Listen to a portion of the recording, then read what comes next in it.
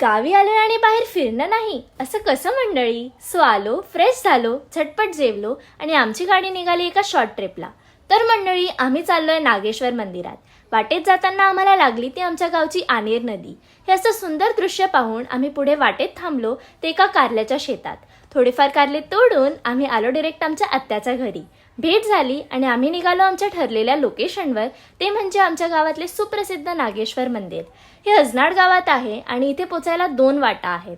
एक म्हणजे पायऱ्यांची आणि दुसरी रोडनी. आमच्याकडे वेळ कमी असल्यामुळे आम्ही रोडनेच गेलो आणि आजूबाजूचा व्ह्यू एन्जॉय करत आम्ही मंदिरात पोहोचलो. दर्शन घेतले आणि बाजूच्या डोंगरावर ट्रेक करायला लागलो.